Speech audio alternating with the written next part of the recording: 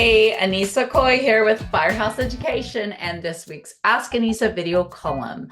I want to make sure you are subscribed to the YouTube channel, Firehouse Education, and click that notification bell so you get this and all kinds of other goodies in your email inbox.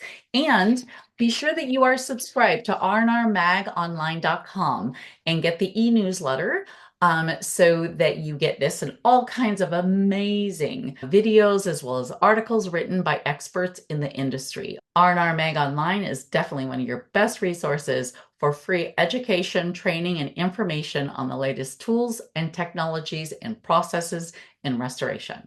Okay, so today the email that I got is very big with a ton of questions. So I'm going to do this a little differently. I'm going to take each question and read them and then answer them just so I can kind of stay on point with it. So this was sent in to me by Sam.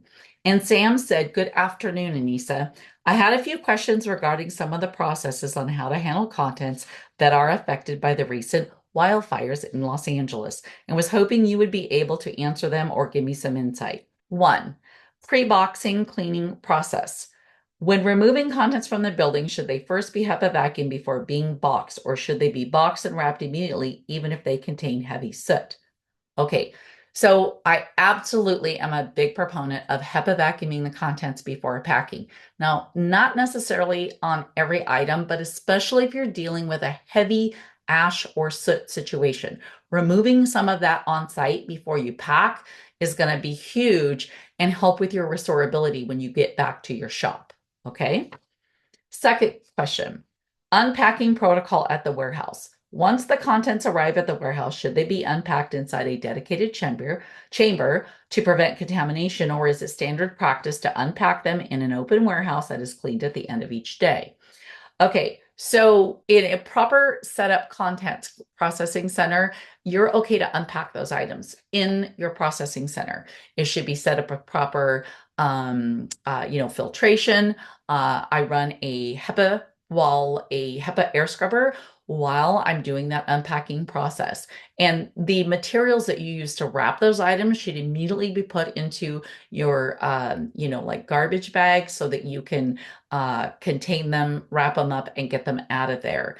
The other thing is that when I'm unpacking in my content processing center, I only unpack what I'm going to clean that day. So I don't want to leave contaminated items overnight in my cleaning room or my processing center. I don't recommend just opening up all your packages in an open warehouse where you have all kinds of other things. It needs to be contained in your processing center, again, with proper air filtration and HEPA air scrubbing going on. You should also obviously be wearing proper PPE, right? So that your team is not getting exposed to all of those contaminants. And then at the end of every single day, the reason I don't want these contaminated items staying in there overnight is because, yes, your center should be properly cleaned and decontaminated so that that is ready for the next day and you're not leaving contaminants in the area. Okay. So the third question that Sam had is this. Cleaning procedures at the warehouse. After unpacking, furniture would typically be cleaned with HEPA vacuuming. Dishes and kitchenware would be soaked and washed in a sink. Small items would be cleaned using a HEPA vacuum and dry sponge. Once all items have been cleaned, should they be placed into a chamber for fogging, or is fogging necessary? Alternatively, should an ozone chamber be used before repacking and returning the items? Okay, so first off, after unpacking the furniture, it would typically be cleaned with a HEPA vacuum. I would absolutely HEPA vacuum the furniture for sure, but that furniture may actually need to be steam cleaned. Okay, so HEPA vacuum may not be the only thing that you do. If it's a leather couch, then you're going to need to use a leather cleaner to be able to clean that couch to properly decontaminate it as well. And some of that furniture might even have wood on it that you may need to use, like a woodcraft or some kind of a mild degrease or wet clean on that part of the furniture. Okay. So the next thing you said, dishes and kitchenware would be soaked and washed in a sink. So I prefer to wash my kitchenware and dishes in an ultrasonic machine. it is going to do a much better and faster, more efficient, thus profitable cleaning of your items than just putting them in a sink and scrubbing them by hand. Now, when you do the ultrasonic processing system, you also are doing a pre-soak in that process, okay? And then your next piece of this was small items would be cleaned using a HEPA vacuum and dry sponge. It depends on the small item. So is it something that is what we call dippable? Can it get wet? Can I use it, put it in the ultrasonic machine? That's what I would prefer to do if I can, because it's a more thorough cleaning and it's faster, okay? More efficient. If it's small items that you need to clean dry method, then absolutely a HEPA vacuuming and using a dry cleaning sponge is what I would recommend. Depending on the item, like book or artwork, that's a dry cleaning method, you might even want to use a art gum eraser, which is another awesome tool to have in your arsenal for cleaning and decontamination. Okay. And then you said once all items have been cleaned, should they be placed in a chamber for fogging, or is fogging necessary? I used to fog in the past. I don't fog anymore. Okay. So I don't do that at all. Alternatively, should an ozone chamber be used before repacking and returning the items? I would say absolutely not. I do not like ozone. Ozone is dangerous. It's very problematic, and it can actually cause secondary odors and damage to certain items. For instance, you cannot ozone an item if it is damp or wet. You will bleach it and cause breakdown of the item. Leather, when you ozone leather, you literally can take years off of the life of the leather.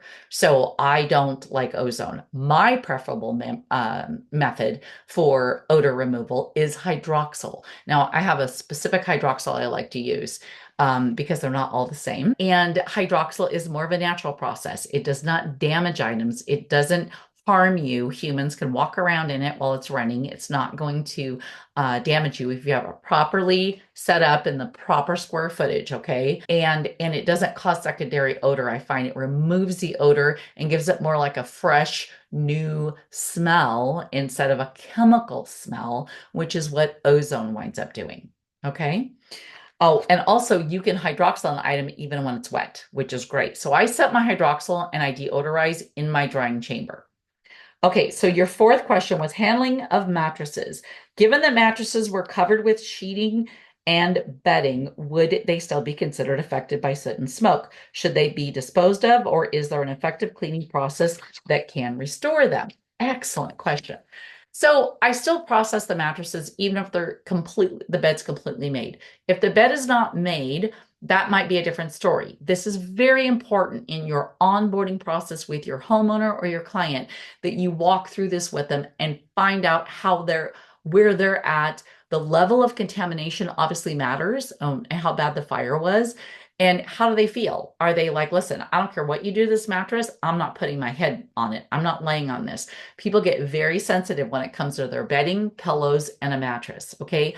Almost as a general rule, I log non-restorable the bed pillows. People are putting their head on it. Most people are not comfortable using them again. They can be restored in something like in a Sporta machine and properly washed. But again, this is important for you to talk to your homeowner in your onboarding process to see where are they at. How are they feeling about it? Was the fire in the bedroom? So ways to handle a mattress, obviously removing all the bedding, was it made? Was it not made? That matters. HEPA vacuuming it and then doing a steam cleaning on that mattress. And then I end it with running it through my hydroxyl drying chamber. Okay. All right. So your fifth question, Sam, was cleaning of clothing and bedding. Should homeowners take their clothing and bedding to a specialized facility for professional cleaning, or is it preferable for them to wash these items at home before sending them off site? Thank you for your time and knowledge, Sam. Okay, I do not recommend homeowners to handle their own laundry. And here's why. It's very important that this goes through the correct process to get properly deodorized and decontaminated. If you handle all of the other contents, but they handle their what we call soft goods or their laundry, and it's not done correctly, when everything gets moved back into the house and then they mix all that stuff that they washed in with all the hard contents that you did, and there's still odor, how do you know where the odor's coming from? Is it because they didn't properly handle their soft goods and their laundry items? Or is it because something was not done properly on the hard content? So I don't like to let my homeowners handle the laundry. I prefer to handle all of it myself. So then I would handle either processing it in house or using a certified company that is used to handling and knows how to properly handle contaminated fire and smoke contaminated soft goods and wash them and deodorize them properly. I do not ozone bedding or clothing either. Again, I only use hydroxyl in a drying chamber to properly deodorize, and it literally will make the clothes smell like new. It's really important, Sam, that you can handle all of these aspects if it's possible, because then your homeowner just has one person to deal with. It's like a one-stop shop. Look, their life's been flipped upside down and they have a lot going on. They don't need anything more to handle than is necessary. Now, if you don't handle the contents in-house, you can sub it out to someone. Okay, but again, make sure that that company is versed and can properly handle these items. Don't just send it down to Susie's Wash and Fold and expect them to come back in the right proper condition. And again, I'm going to say with a caveat, talk to your homeowner in your onboarding process about their bedding. Some people have very strong feelings about that when it's been in a contaminated situation. And again, it's going to matter on the mattress and the bedding. Was the fire in the bedroom? Okay, that could definitely play a big part in how I'm going to handle it or whether I'm going to log it non-restorable. Okay, and of course, taking into account how my homeowner feels about sleeping on that mattress and with that bedding again. So that all being said, bedding and mattresses can totally be restored oftentimes back to a pre-loss safe, decontaminated condition and be just fine. Okay.